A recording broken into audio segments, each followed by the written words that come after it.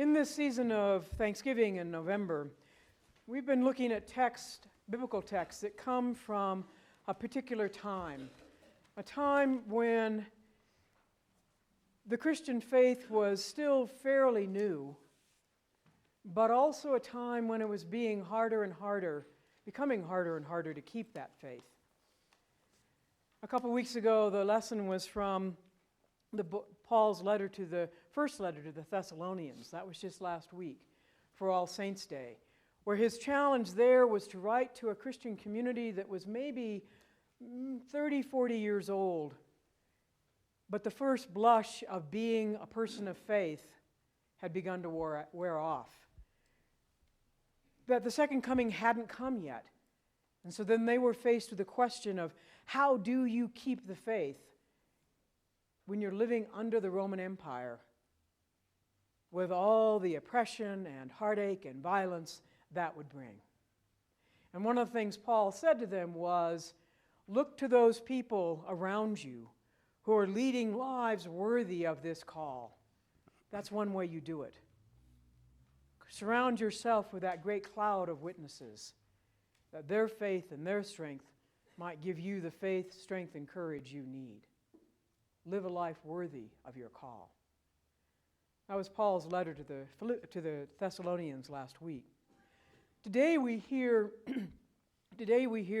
a parable from the Gospel of Matthew, 25th chapter.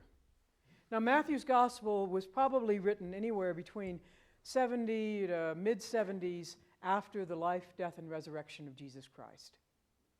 And Matthew, like Paul, has the challenge of how do you address these issues of faith with people who never knew this Jesus Christ? And for Matthew in particular, it was the question of how do you help people keep the faith after their main city of Jerusalem has been conquered, practically razed to the ground by the Roman Empire, the temple torn down, a place of absolute destruction. How do you help them keep the faith in the face of such violence and destruction? And so Matthew has, toward the end of his gospel, 3 parables in chapter 25. He offers these parables. He says that Jesus offered these parables when he was himself in Jerusalem, just a few days away from his own death. Chapter 25, the last parable in that chapter, is one that we oftentimes refer to in this church.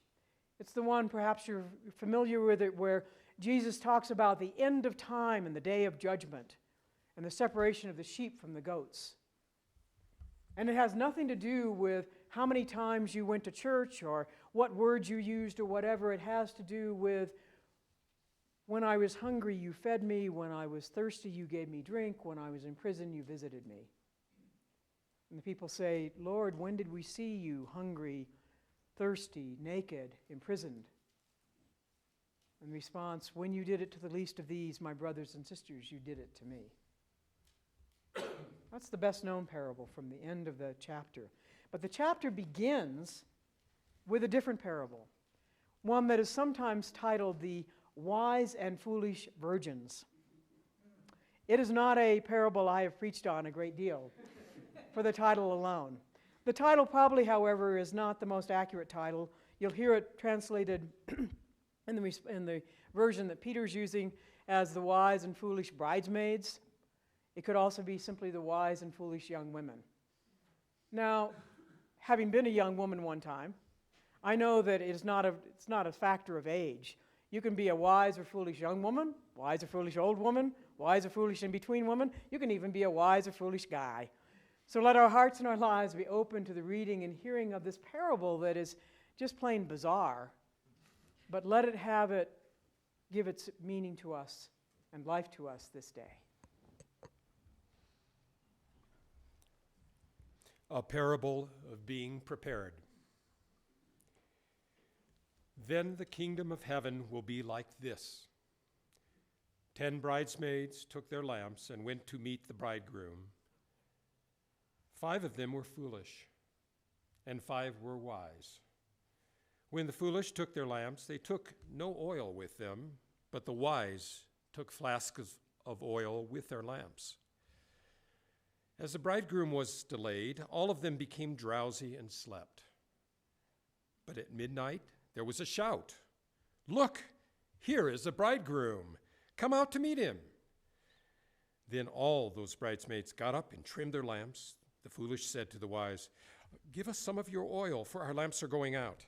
But the wise replied, "No, there will not be enough for you and for us. You had better go to the dealers and buy some for yourselves." And while they went to buy it, the bridegroom came, and those who were ready went with him into the wedding banquet, and the door was shut.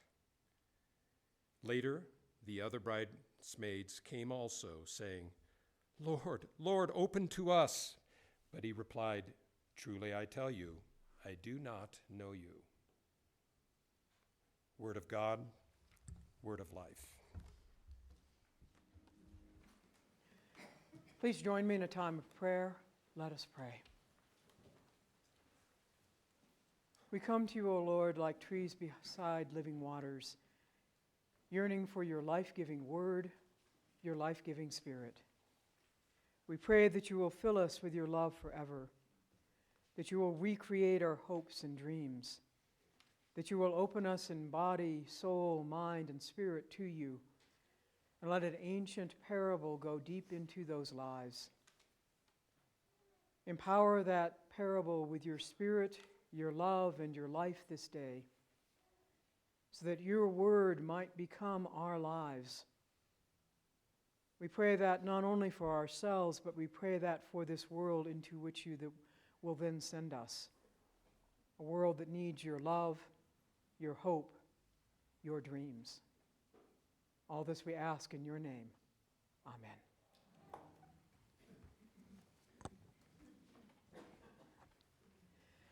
Last Sunday morning was just wonderful here at the United Church. It was filled with life and love and music and learning, all kinds of ways.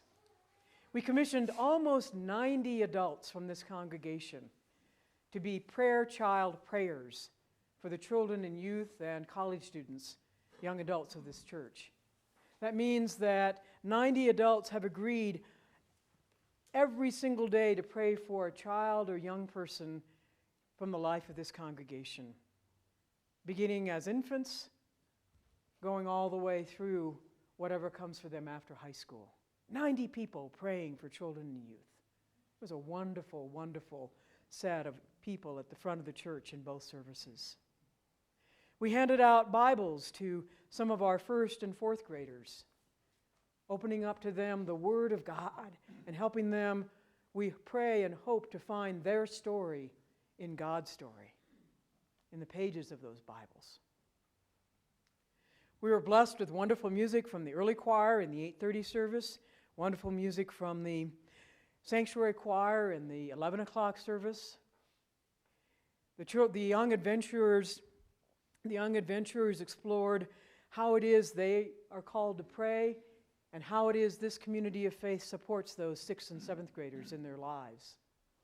The youth initiates did a similar kind of exploration. Who are their saints? Who are the people from whom they derive hope, and who are their role models?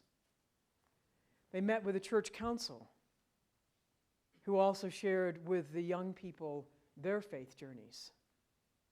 And in between the services, our building committee team, composed of our building committee and the architect and the contractor, took people on a tour of the facilities and explained what that big hole in the back is supposed to be. That by the grace of God and with some good hard work, maybe by Christmas of 2019, we might actually have 3 new classrooms and an expanded nurture center. Well, they promised it'll be by Christmas of 2018. Of course, they promised 2017, but who's counting? But within a few months, we will have new classroom spaces, a youth room, and an expanded nurture space. In between times, there was coffee, there was church cookies, there was just all the fellowship of a Sunday morning. It was a wonderful day, filled with life and love and hope and all those things that this world needs. Wonderful day here at the United Church of Santa Fe. But by mid-afternoon, the stories were coming out of that town in Texas. And that First Baptist Church had had a very different kind of Sunday morning. And as those stories came, so too came the questions. Where was God in the midst of it? Why did it happen? And also the question of, how do you ever prepare for something like that? It's a question, my sisters and brothers, that our sisters and brothers in other faith communities and other faith traditions have had to ask for a long time. Our Jewish brothers and sisters, African American Christians, Hindus, Buddhists, Sikhs, they've dealt with violence towards their faith communities for a long time. In fact, the prayer that we used as part of our prayer of invocation this morning from Dr. Martin Luther King Jr. was one that came from a sermon that he preached only a few weeks after the bombing of the Birmingham church in 1963, in which 4 little girls were killed as they went to Sunday school. How do you ever prepare for such an event? On Tuesday of this week, the Southwest Conference of the United Church of Christ sponsored a conference call and a bit of a webinar with people from our UCC Insurance Board and some others involved in issues of church safety and security. Provided some good practical advice that we'll be sharing with the council and the staff and the wider congregation in the coming weeks. But you and I know that it's not only practicality with which we prepare. Because the questions that were coming out of what happened last Sunday morning at First Baptist Church in Texas were, yes, practical questions, and different Christian communities will answer those questions differently in terms of what to do. But they were also deep questions of faith and trust, and how do you ever prepare? And so on Wednesday, when I came back to this scripture, the one that is being shared not only in this church, but in many, many churches all around this city, all around this world this day, Catholic churches, Protestant churches, Episcopal churches, Lutheran churches, United Church of Christ, St. Francis Cathedral downtown, Christ Lutheran up the street. When I came back to this parable, I realized, as much as I generally don't like this parable, it actually is the perfect one for this day. Because it talks about preparation, about getting ready, about being prepared. And I also have to say that one of the reasons I don't like this parable is the way that it ends. That the bridegroom says to the 5 foolish bridesmaids who didn't bring along enough oil the first time, I do not know you. And I was tempted in the text that I gave to Peter to read, rather than ending it with word of God, word of life, wanted to end it with simply, ouch! What the heck is Jesus saying something like that for? I mean, this is not gentle, forgive everybody, everybody welcome everybody, it doesn't matter what you do, I love you anyway kind of Jesus. This is a Jesus that says, my goodness, there's a deadline. There's a deadline. And being perhaps a child of my generation, being somebody who both procrastinates and perseverates, I don't like deadlines. Not at all. When I was in college, however, my second year there, started doing something whereby if you came up to the end of a course and you hadn't turned all your work in yet, rather than flunking you, they gave you an extension, an incomplete, 6 more weeks to get the job done. So somebody like myself, that was like one of Dante's rings of hell.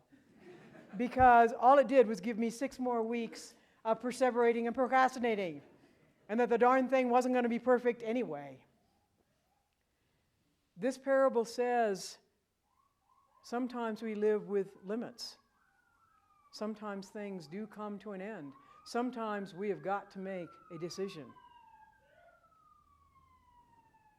Let's take a moment and offer our prayers for whomever the police officers are going to assist or to help or to be with. And then let's bring our focus back. Our focus back. So this parable says to people who are trying to figure out how do you keep this faith in the midst of far more violence and disaster than I could possibly imagine, or that you or I have ever known. The destruction of the Jerusalem temple, the pulling down of that entire city. How do you keep this new Christian faith? And so there's this story of people with lamps, some of whom have enough oil to refill the lamps when they need it. Because sometimes the night goes on a lot longer than you expect. And I realized when I looked at this parable through that lens, it is the perfect parable for this day. This Sunday after a wonderful, wonderful Sunday morning here at the United Church of Santa Fe last week, but a Sunday morning that also brought death and destruction and violence to another congregation. Because it is a parable that reminds us to keep our lamps full, to replenish them with God's oil of hope, God's oil of life, God's oil of love, so that we can keep that little light shining through the darkest of times. That's what we do. That's how we prepare, my brothers and sisters. That's what we do every single Sunday morning with ourselves, with our children, with our young people, to say, this is how we come together and fill up those lamps. Because we don't know what the week will bring. We don't know what challenges we will have. We don't know how long the dark night will last. And yes, we can do all kinds of security measures and safety measures, and we will do those. But the thing we need to do most is exactly what we do when we come together as a community of faith. And that is to let our lives be shaped, be filled, be empowered by all the things that shape us and empower us and fill us when we gather. When we gather for the praise of God. When we gather to remind ourselves that the one in whom we have our trust is a living God. When we gather to remind ourselves that God is able to overcome the darkness, able to overcome the fear with love, able to transform our lives and this world. Our God is able. And I don't know about you, but between Sundays I can often forget that. I can forget that in the next 24 hours. I can forget that in the next 3 hours if I pick up the paper. But our work as people of faith, the way we get prepared is to make sure that we ourselves and our children and our youth and the people we care about know that truth and are shaped by that truth. God is able. The oil of strength, the oil of hope, the oil even of joy. Keep your lamps trimmed and burning, because this world needs your light held against its darkness.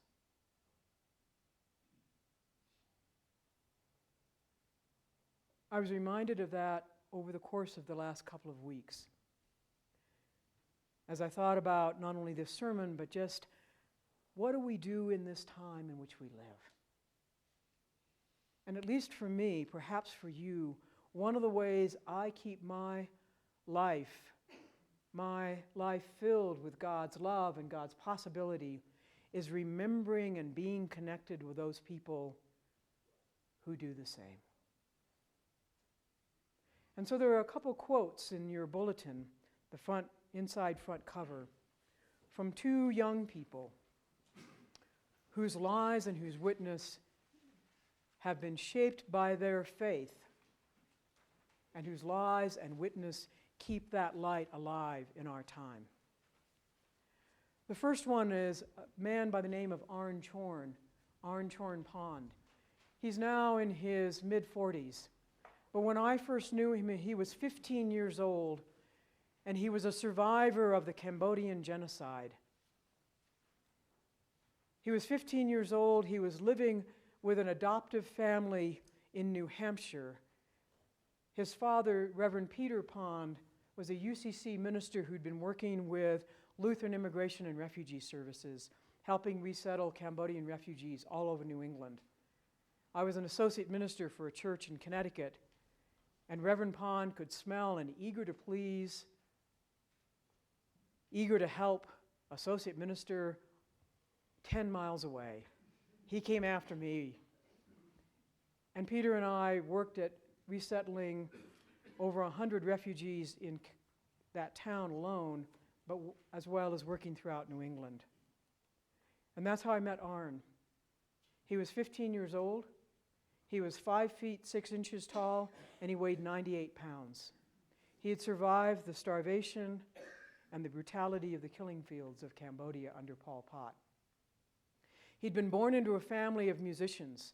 His father was an opera singer. His mother was a Cambodian dancer in the traditional Cambodian music and dance of their land. But none of Arne's family, not his parents, not his siblings, not his cousins, not his aunts or his uncles, had survived under Pol Pot. The only way Arne had survived was that he was a flute player, and the leader of the camp or the killing field camp that he had been assigned to found out about his musical ability, and Arne saved his own life by playing the flute for the commander of the camp. He eventually escaped, made his way to the Khawidang camp in Thailand, where he was found by Reverend Pond and brought to this country. He writes in his autobiography how it was that he was so filled with fear and anger for so very long. But he did two things over the course of his life to dispel that fear, both of which he said were rooted in his faith as a Buddhist, a faith of non-retaliation, a faith of non-violence. One was that he started an organization still going to this day called Cambodian Living Arts, where he has traveled back now to Cambodia to record those musicians who managed to survive Pol Pot and to keep the Cambodian music tradition alive. Some of them are in their 80s and 90s. But because of Arne, their music will still live. And the other thing he did in his mid to late 20s was to found an organization called Children of War and Children of Peace. An organization that brought together not only Cambodian children and youth, but also children and youth from all other kinds of genocides. Rwanda, Kosovo, Syria, Africa, all different places that have been racked by violence and anger and war. His goal is to help them turn from being children of war to children of peace. And this is why he does it. One way to heal is to keep doing good work, like helping others, especially children. I hope that at the end of my life I can have one good dream. I'm really sure that that is what many other children wish also. I don't think it is too much to ask from the world. I'm just beginning to come to terms with the fact that suffering will continue for me in my life. At the same time, I try to do good work. I think I need the same amount or even more to balance the bad things I was forced to do during the war. But I know that if I am not a man of peace, I'll remain a child of war. Arne Chorn Pond somehow, throughout all of this time, has kept his light shining, going back to the oil of God's grace, God's love, God's courage, God's hope in this world. The other person is a young woman, Ramsina Aksnar, whom I spoke about in August in the sermon, and whom I met in June, who was working in the refugee camps for women and children all throughout the Kurdistan region of northeastern Iraq. She herself is a young Kurdish woman who grew up in Erbil, the main center city in that region. She is Chaldean Christian, a Christian tradition that far outdates United Church of Santa Fe, or the Protestant Church, or the Roman Catholic Church. Its roots go back to the very first century in that corner of this world. Ramsina has been working in those refugee camps for 3 years. She heads up the women's empowerment programs that help train women to make candles and also quilts and other hand-woven and hand-embroidered items to be able to be sold as a way of providing a trade for the women of the camps, because oftentimes they are the only sole support now for their children. I went to church on Sunday evening when I was in Iraq with Ramsina. And the next day, she and I went out to the Yazidi camp and interviewed women whose stories I do not want to share in this time of worship. But at the end of those stories, the Yazidis were the ones who were overrun by ISIS 3.5 years ago in northeastern Iraq. As we were driving back to Erbil, I turned to Ramsina and I said, "How do you do this every single day? How do you hear this horror?" And she said, "I pray every single day. I'm part of a women's Bible study at my church. I go to church Sunday afternoons, and I hear a different way of being in this world."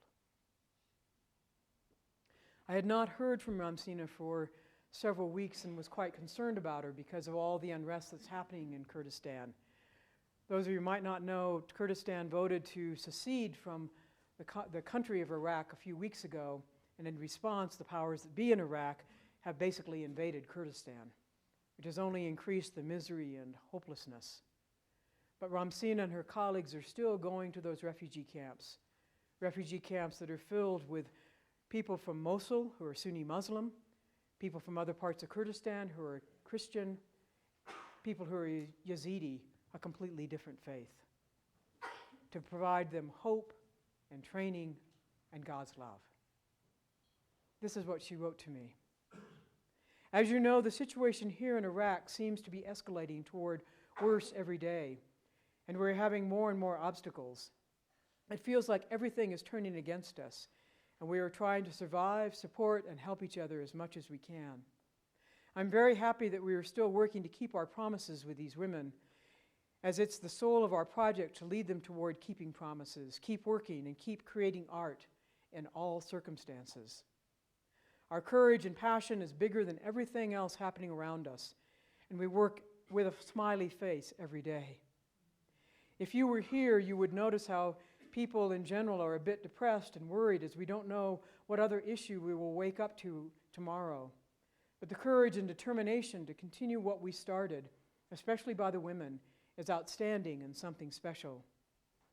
My work is helping me grow every day, and each step is an experience. I value and appreciate my team, my life, and my work more and more every day. Please keep us in your prayers, as we need every bit of hope and support we can get. We are also keeping on believing and hoping as it lightens our path.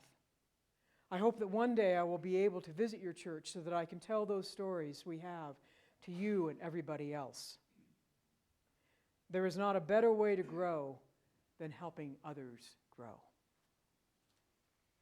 Ramsina Aksnar was prepared from the time she was an infant by her family and by her faith community to be able to have such courage and to offer such hope to people completely different than her.